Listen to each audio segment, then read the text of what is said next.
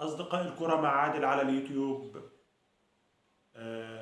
انتهى لقاء النادي الأهلي وصن داونز بخروج النادي الأهلي من دوري السوبر الإفريقي، ونجاح مخطط الكاف لإقصاء النادي الأهلي من دوري السوبر الإفريقي. الكاف كان مخطط إقصاء النادي الأهلي بأي طريقة، شرعية أو غير شرعية، تعيين حكام دون المستوى لمباريات الأهلي لإقصائه، لأن هم يهمهم إن مش النادي الأهلي ما يسيطرش على إفريقيا، عايزين أندية بعينها تفوز بالبطولات، وخصوصا سان داونز اللي بيمتلكه رئيس الاتحاد الإفريقي.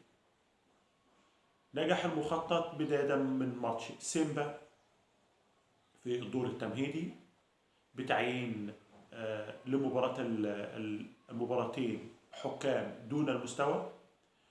المباراة الأولى لسان داونز في جنوب أفريقيا، الحكم البنيني غير المصنف دون المستوى.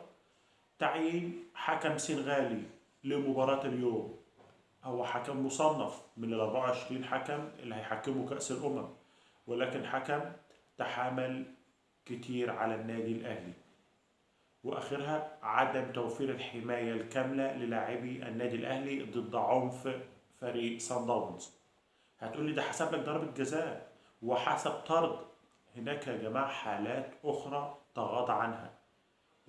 آخر حاجة الحالة اللي في الوقت الضايع من الشوط الثاني، كورة أنت حسبتها لمسة يد، ولما رجعت للفار لغيت لمسة اليد ولغيت ضربة الجزاء.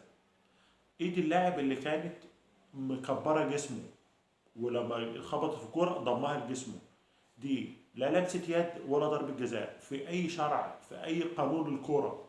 أنت ما حسبتهاش كده. طبعا هو حب يريح دماغه وقال لك أنا هحسبها ضربة جزاء وهتيجي جون وهيبقى 1-0 ويلعبوا ضربات جزاء بعد المباراة وهجيب الصداع على نفسي. الغيها وخلص الماتش ده عشان تلحق تاكل التورتايه وتروح. ده مخطط الاتحاد الافريقي لاقصاء النادي الاهلي. النادي الاهلي لعب مباراه كبيره قوي، ولكن اللي تاهل سان داونز. الاهلي لعب وسان داونز تاهل. النادي الاهلي لعب شوط اول زي الكتاب ما بيقول، شوط ولا اروع. جامع فنون الكره النادي الاهلي عملها، الضغط زي قانون الكره ما بيقول، الضغط وضع فريق صن داونز في حجمه الطبيعي، ان فريق صن داونز مش عارف يطلع بالكوره. نفس اللي عمله معاك صن داونز في جنوب افريقيا احنا عملناه معانا، حجمنا فريق صن داونز. هجوم ضاغط للنادي الاهلي الشوط الاول، المفروض لو في توفيق، لو في 1% توفيق، الشوط الاول يخرج للنادي الاهلي باربع اهداف. ضربه جزاء ضائعه، القائم وقف قدام النادي الاهلي، العارضه وقفت قدام النادي الاهلي. كان حارس المرمى بتاعهم اللي انا بعده من النخبه في افريقيا كان مهزوز في المباراه دي.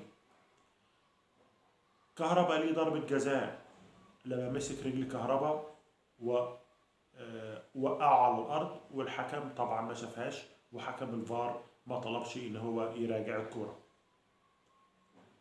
لاعبة النادي الاهلي بصراحه تشكيل مثالي في كل شيء. مروان عطيه اللي احنا انتقدناه كان نجم من نجوم المباراه.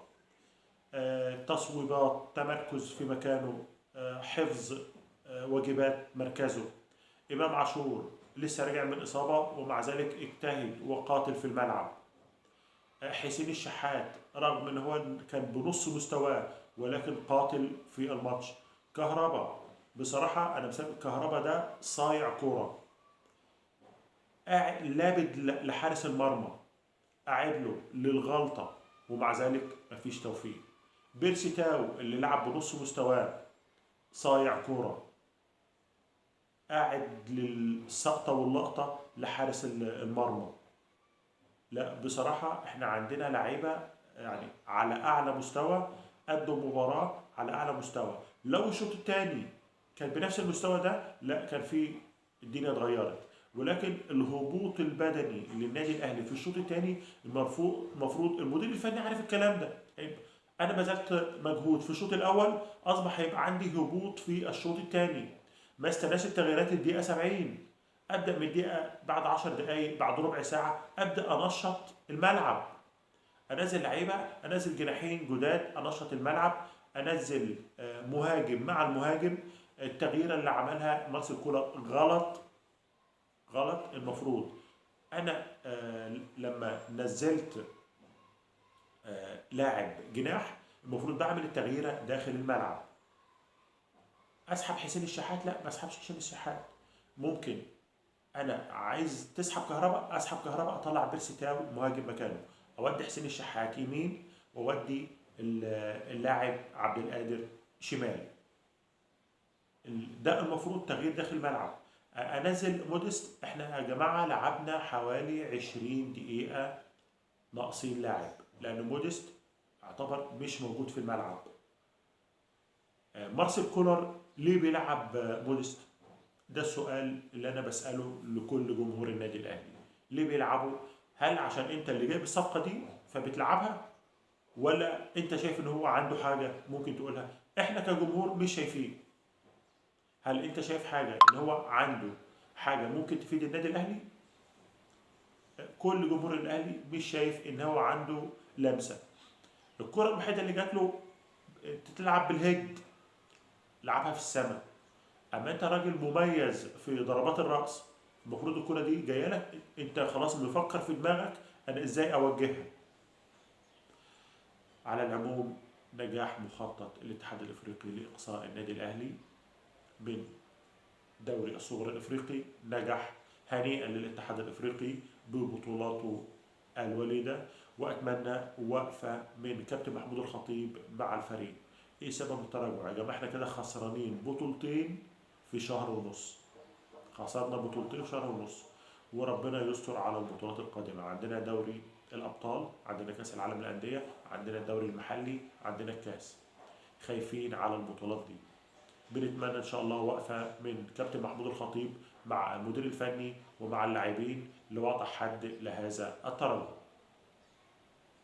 على بركه الله، النادي الاهلي باذن الله يوم السبت القادم هيرجع لبطوله الدوري ولعب مباراته المؤجله، وهيلعب مع المقاولون العرب. بالتوفيق ان شاء الله للنادي الاهلي في المراحل القادمه. وهننسى المباراه دي بحلوها ومرها، ننظر للبطولات القادمة إن شاء الله. في نهاية لقائي مع حضراتكم، ما تنسوش تدعموني بلايك وشير ومتابعة على قناتنا على اليوتيوب علشان نقدر نوصل لأكبر عدد من السادة المشاهدين. والسلام عليكم ورحمة الله وبركاته.